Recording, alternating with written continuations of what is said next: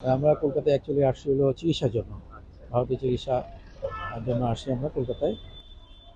ভারতের দ্বিতীয় বৃহত্তম বাংলাদেশি পর্যটকের শিরোপা আগেই ছিনিয়ে নিয়েছিলেন বাংলাদেশি পর্যটকরা। এবার ঈদ উৎসবে রেকর্ড সংখ্যক বাংলাদেশি প্রতিবেশী এই দেশটিতে বেড়াতে আসার রেকর্ডও গড়লেন।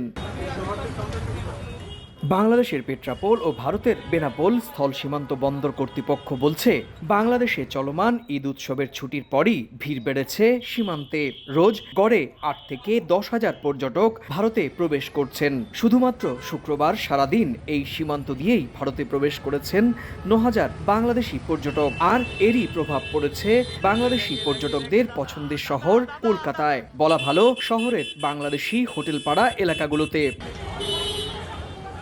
ঈদের দীর্ঘ ছুটিতে যে যার পরিকল্পনা নিয়ে ঢুকেছেন পছন্দের শহর সিটি অফ জয়ে। দার্জিলিং যাব, তারপরে আবার ফিরে আসবো কলকাতায়, তারপরে কেনাকাটা করে তারপরে চলবো। ১, ২, ৩ ঢাকায় জমি জিতে নিন ১০০% ক্যাশব্যাক সহ ২০ কোটি টাকার পুরস্কার।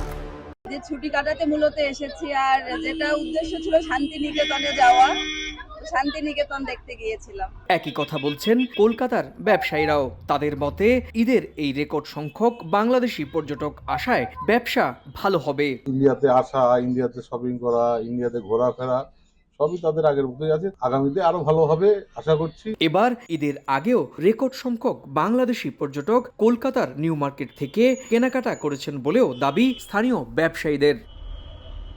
সুব্রত আচার্য, সময় সংবাদ, ভারত।